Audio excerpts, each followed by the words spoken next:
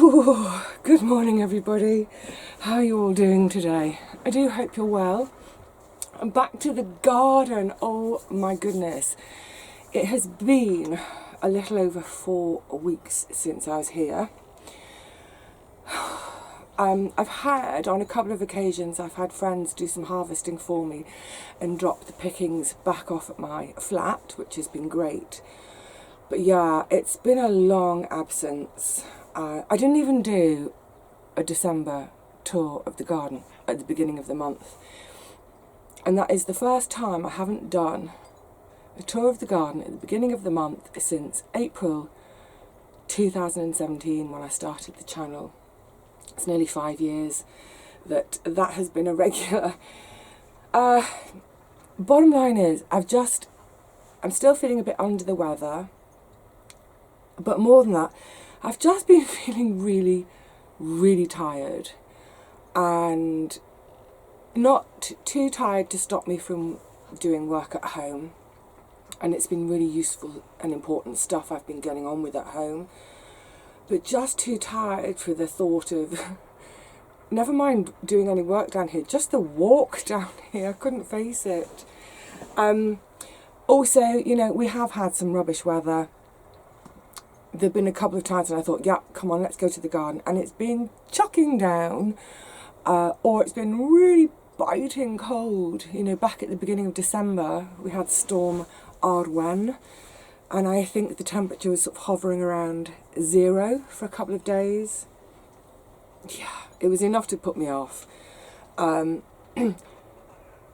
I'm back today, and I thought what we'll do today, I mean, I've sort of got a list in my head, and I've got a list on my pinboard at home of the sort of jobs I was thinking that I would get on with over the winter. Bearing in mind, I'll talk about this in more detail as we go into January. I'll show you my plans and stuff.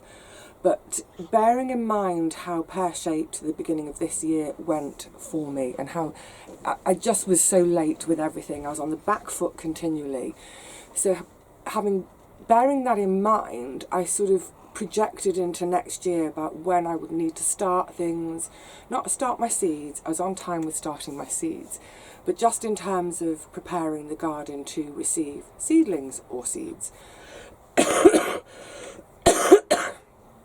Sorry. So thinking about that and the plan for it, I think in an ideal world, by about the beginning of March, I'll be starting to do bed prep. In other words, what I'm trying to say in my usual long roundabout way is that I've got about 2.5 months until I need to start to ramp things up for next year. Therefore, what I thought I'd do today is we'll just have a little walk around together. It will refresh in my mind the jobs that need doing. Like I said, I've got a bit of a list in my head and on my pinboard anyway, but having another look today will sort of cement, confirm all that for me.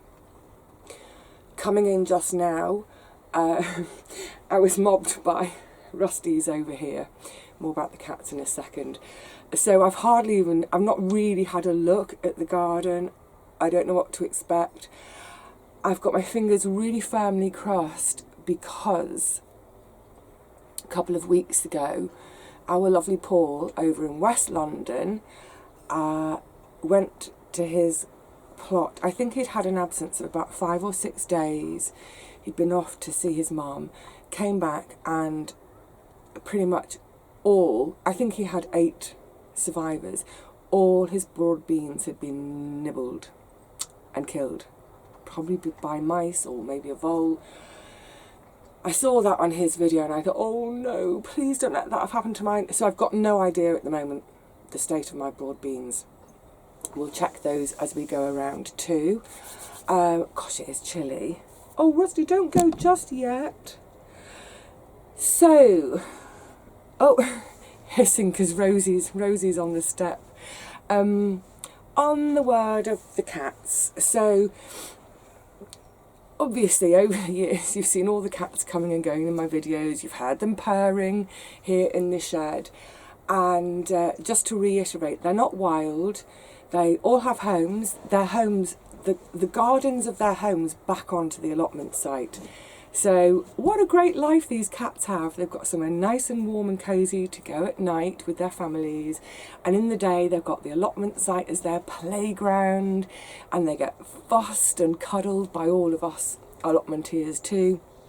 So yeah, happily homed cats, but they just happen to love being out on the allotment, and I love having them around. I love my kitty cuddles, which is weird because I was never a cat person. I've always been a dog person, but yeah, I've become a cat person. So yeah, you're used to seeing them around and about the garden. And so I know some of you follow on Facebook, so you'll have seen my post the other day. Trying not to get emotional.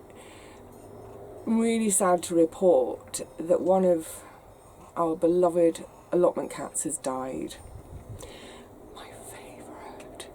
Our lovely little Miss Poppy has unfortunately died a few days ago.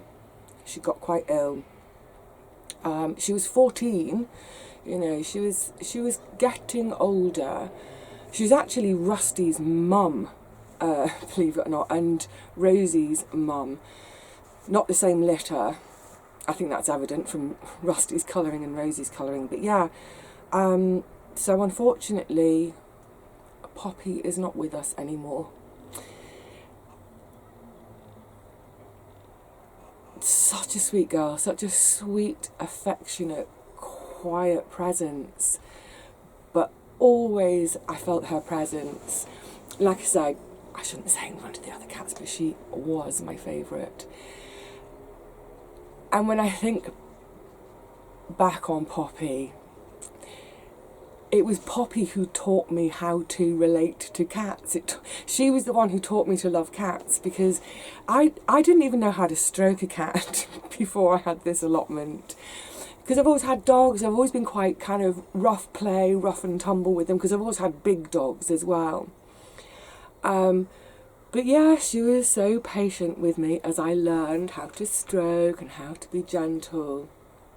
And over the years, you know, obviously all the cats have allowed me to be in their lives, and with Rusty I'm quite rough in my kind of cuddles with Rusty. You know, when I've literally just coming in now, he came bouncing up the path, the main path, and whenever I see him I always grab him by both cheeks and go, "Ooh, I love you," like a proper good scrudge. Would never do that to Poppy.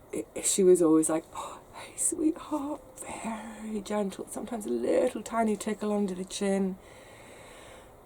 I'm going to really miss her. She had this uncanny knack of it. You know what, I don't want to be anthropomorphic, but it's almost like she knew when I'd had too much and would give me a forced stop. You know, I might come back to the shed with the purpose of maybe sitting down for just 5 minutes, just get my breath and then carry on, even if my legs were screaming. And she would often come over and jump in my lap and say, "That's it, you're not moving, you need to sit down for a bit." So sad, so sad. I am very grateful and feel very privileged that she allowed me to love her a little bit. And obviously I've been thinking about the family, and Poppy's human was a little girl, and I'm going to so miss this. Sort of when that little girl would come home from school, she'd pop into her back garden. Obviously she's in her back garden, and she'd call out to Poppy and Rosie, because Poppy and Rosie live together. Rusty lives in a house further down the road, but she would always call out to them to come in for their tea, and in her little sing-song voice, "Poppy, Rosie." So I'm going to miss Poppy's human calling for her in the afternoon. Yeah, I have something in mind for her later on, but for now I've done my crying already. Kay, you know, my plot friend Kay is actually one of Poppy's humans' neighbours. So Kay messaged me to say, really sorry to tell you. So I had my little cry then, not crying now.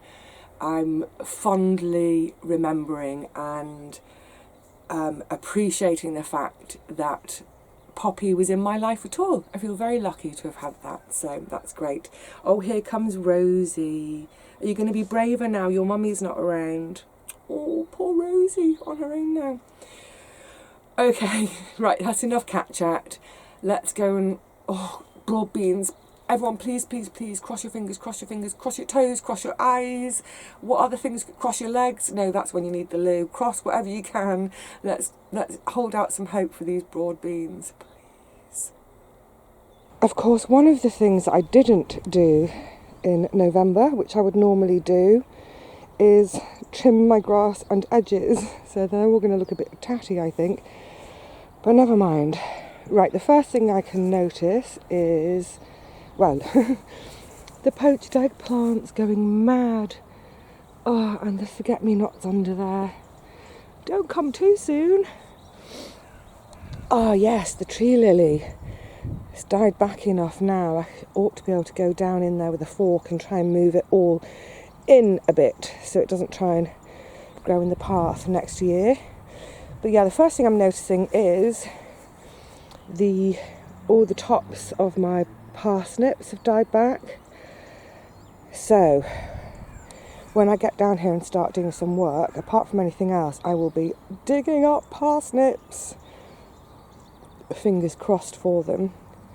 Look, all the calendula I left in, yeah, they're looking pretty sorry for themselves. I'm not surprised. We have had some quite hard frosts, but oh my goodness, I'm just noticing here on the verbena, this is the verbena bonariensis. Look, new shoots. They're supposed to be dying back. And whoop-la, tree lily's attacking me. Of course, I've left all the seed heads in place for the finches to enjoy. How's that Portuguese cabbage looking? Absolutely fantastic. Oh, massive. So when my friends have been popping over and harvesting a bit for me, it's been mostly the kale and cavolo. So I think I can really start attacking into that now. It looks massive. Brilliant. Obviously no change with the covered bed, although you can start to see, in fact it's kind of, I don't know how evident it will be here, but where we've had this really heavy rain, let me show you down here, you see how it starts to sort of really mash and compact my soil, which is one of the reasons I cover with cardboard, and it's starting to be eaten already. There are still some beds left uncovered, which will be my priority in the next week or so. After that, I'll keep getting cardboard and I'll just keep piling on more and more cardboard. Oh dear, the chard look a bit of a sorry state. Okay, so when they're like this, what I need to do is a lot of this sort of material towards the bottom, which is dying back, get that all off, get it all off. And that will partly encourage the plants to keep shooting. More in the centre of the plants, you can see how, there are lovely, beautiful new shoots coming. But yeah, normally I'd be picking and picking and picking at this every week, but that's about 4. Actually, in that last week I was here, I didn't pick any either, so that's about 5 weeks of not picking. So they look really tatty. But they'll perk up. The purple sprouting broccoli, I'm happy to see, have survived the 2 storms we had in quick succession. I won't really need to do anything with these other than if sort of where lower leaves, oh my goodness, that mulch has really gone down already. Yeah, any lower leaves that are starting to die back, just whip them off so the plant doesn't have to think about them. Get them off, get them chopped up and then composted. Oh, garlic. Oh, let's have a little nosy through the end of the tunnel. They've grown about, guys and gals. Yeah, they've put on another 4 or 5 inches in this last 4 or 5 weeks. Great. Oh, that's great. I'll adjust that after I finish speaking to you. And that's all the rows up as well. That's a bit harder to see through. Again, this was a job that was outstanding in terms of finding mulch, so I could mulch the ground and get the nets off. One day, coming around into bed number 2, the Cavallo Nero is still going great guns. Yum, yum, yum. It doesn't look like I've had too much pigeon damage, or a little bit in here. But yeah, again, lower leaves that are dying back, just get them off, chopped up, compost, fab. All these areas that I mulched really quite heavily, I'm glad I was able to get the dregs of the compost bin out to mulch, but yikes, they could do with some more. Oh dear, there's a lot of feathers there. Oh dear. Oh my goodness, the celery have really died back. That's another one, it's like with the chard. Oh my goodness, they're on the last legs. There's new growth. If you look into the crowns of each one, there is new growth in there.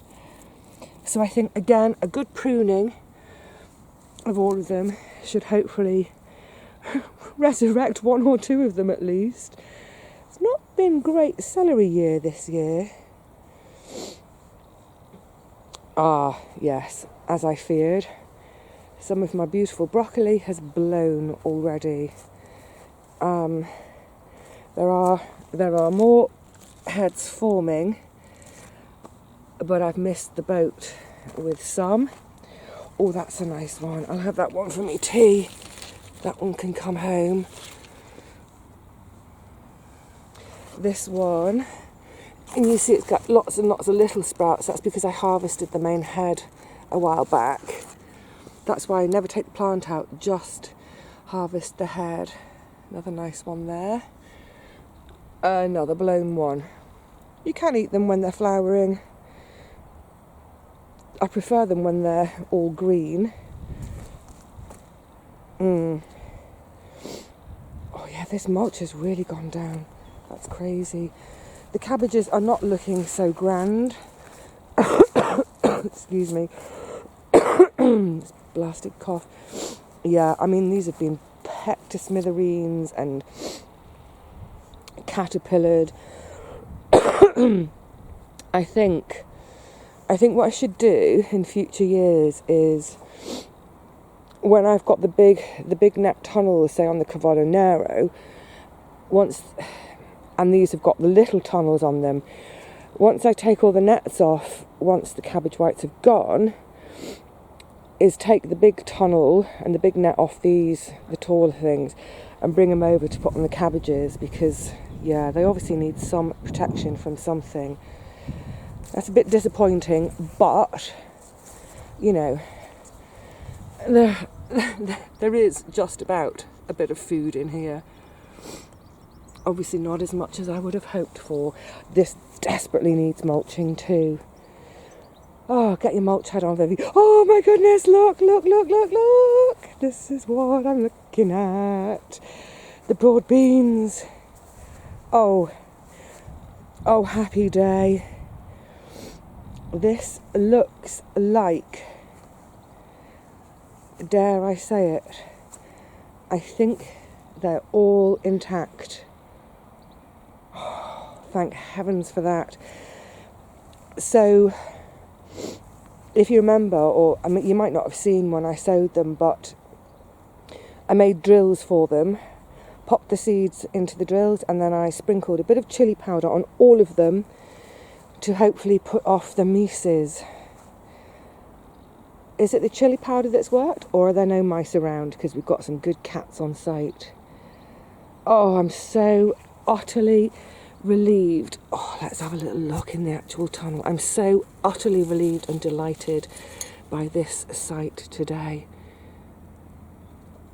Oh, I mean, I feel gutted for Paul. I know he's resown some and he's done them in modules. But even so, yeah, I'm gutted for him.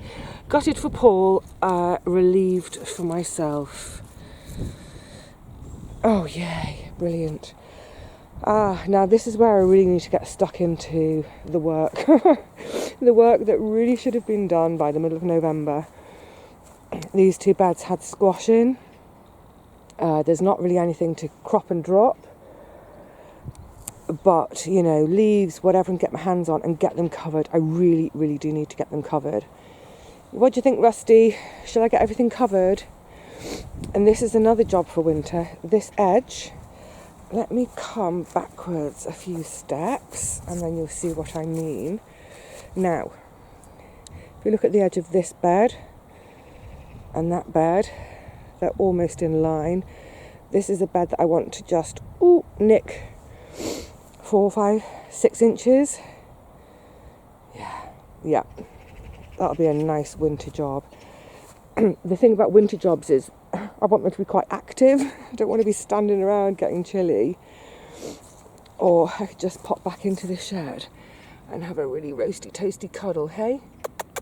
Oh, hello everyone. So yeah, these two beds need to be chopped, dropped, whatever I can find, covered. Likewise, these two beds, if you remember, I decided I'm not going to turn the horse manure in at all. I'm just going to cover them and see what effect that has in the spring. See, I've still got to collect all my water bottles and my sticks, but this bed I am going to turn the horse manure in before I cover it, just so I can see, you know, what, if any difference it makes in the spring. If it doesn't make any difference, then going forward I can think to myself, well, there's no point in turning it in the autumn, leave it. But if I get to the spring and this one's great and these two are rock hard, yeah, that'll inform my future decision making.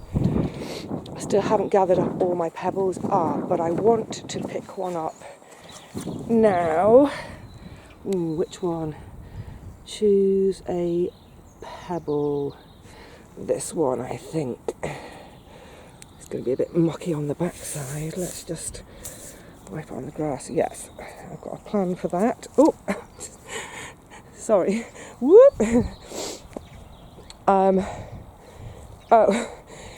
Oh dear. Some sticks down. Now, if you remember the last time I was in the garden, I started to put much sturdier stakes in. I'm glad I did because of those storms. Obviously, that one didn't survive. But you can see where folk have been harvesting for me. Now I've got these great bare stems for 3.5 foot, and my leaves at the top. But that's one of the reasons I love kale, is they just keep coming and coming. Oh, that colour. You are ridiculous. And you taste even better. Yeah, it's great. You can pick and pick. You know, picking a leaf from each plant, that's kind of enough leaves for a week.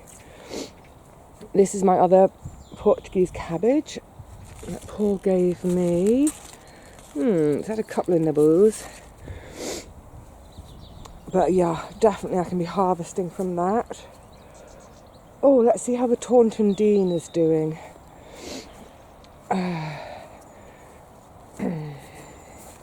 Didn't get around to harvesting this section of the rosemary, but obviously where I cut it right back, that was harvested. Right, Taunton Dean.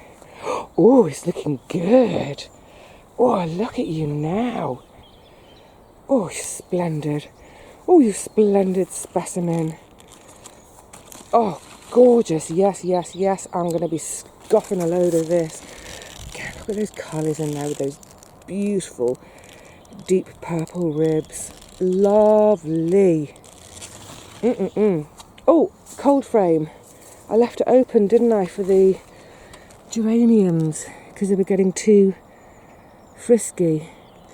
I'll close it. Oh, and some of you were very well very observant and you noticed the little collection of terracotta pots down here. Yes, these were the ones that I rescued from Auntie Teapot's for me to have in memory of her. Lovely. I can't wait to use... Oh, my knees are cracking. Can't wait to use those next spring. Now, which pane? It's this one. I just left it open a crack because I was worried that the geraniums were... I mean, they were getting rampant again. Pelargoniums, of course, I mean. But I don't want to kill them. I'm amazed, actually, because we have been really quite cold. It's obviously just enough in here to keep them going. Great. Now, how's this end of thing? Oh my goodness. I think I had the verbena all tied back, but obviously the little string has snapped.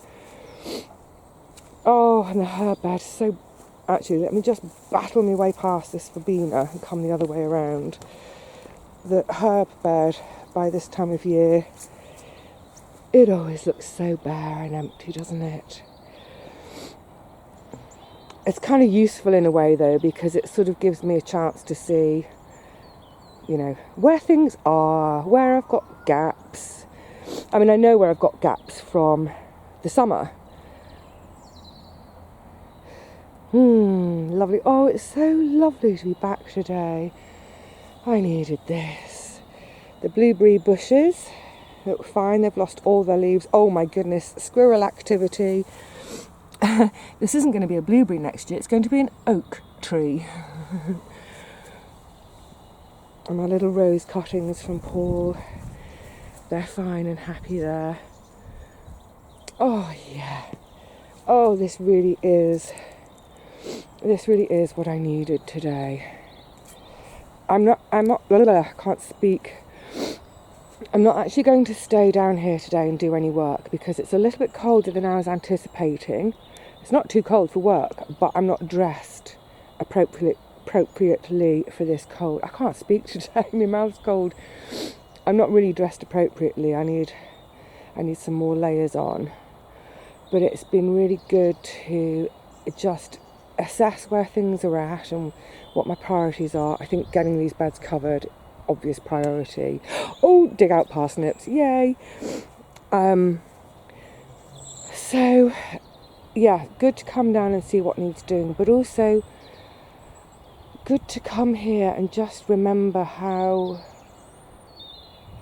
well, what a special place it is. And I do think every winter I'm in danger of becoming a hermit, which is daft because the one thing I need is light and air, and that's exactly what I can get down here. So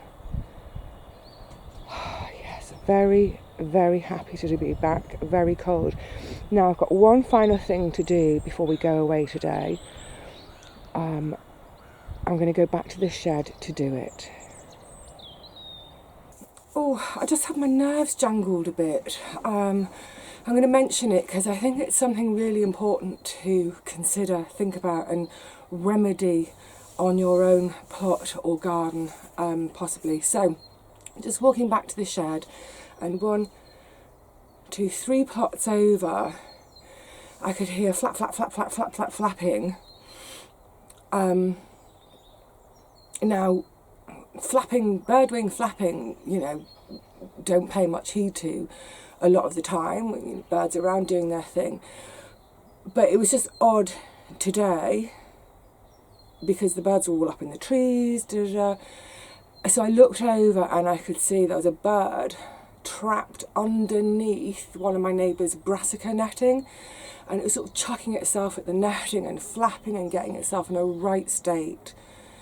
So obviously I've gone over, tried to, lifted the netting up to make a hole, then Rusty's dived in, so grab Rusty, get him out. Bird's now on the other side, so go around the other side and lift the netting up. Bird has flown away, fine, great. But it is worth, just please bear in mind, if you've got netting over your brassicas, whatever you've got netting over, please make sure that it's soil level, it's really well pegged down, weighed down with something, whatever it is, so that birds can't just sort of pop. They sort of, you know, especially the ground feeding birds, if they're hopping on the ground and they sort of duck under without kind of realising they've ducked under. I don't know, being anthropomorphic about birds. And then once they're in there, there's no obvious way out, and they'll panic and they start throwing themselves at the netting, and then their little feet get tangled in the netting. And so yeah, please, you know, literally, if you can't, if you think any of your netting might be loose in your garden today, please just get down there as soon as you possibly can and make sure it's all really secure to the soil so that no one can get underneath. Anyway, oh my goodness, it did look, oh, it was that moment when Rusty shot in. I was like, oh my goodness, I've just tried to save a bird and accidentally now fed it to a cat. I didn't, it's away. Right, now, back to my last thing of the day before I go. So I hoiked this little pebble out of my pile of pebbles. I can't even see now, it faded. All I'm going to do, I've got my little Sharpie with me, I'm going to do a little pebble for Poppy, a poppy pebble, so little, her name, bit of decoration, and I'm just going to pop it out there in my herb garden, just as a little token. I don't know why, but I want to. So yes, I'm going to do this, get on with it, pop it out there, and in the meantime say cheerio to all of you. And if any of you have been like me, you know, a little bit tired, a little bit under the weather, and you've not been going to the garden and you're dreading going, I mean, I was dreading the broad beans, yay for the broad beans, you know, I'd suggest just get down there. Don't think about doing any work necessarily, because that might be a bit daunting, especially if, ooh. But just, you know, pop yourself, hey Rusty, yeah, you were naughty, weren't you? It was a proper Sylvester and Tweety Pie moment. Yeah, pop to your garden, not necessarily to do any work, but to just reconnect with it, to remember what it gives you, even in winter. This has been really, I'm so glad I came today.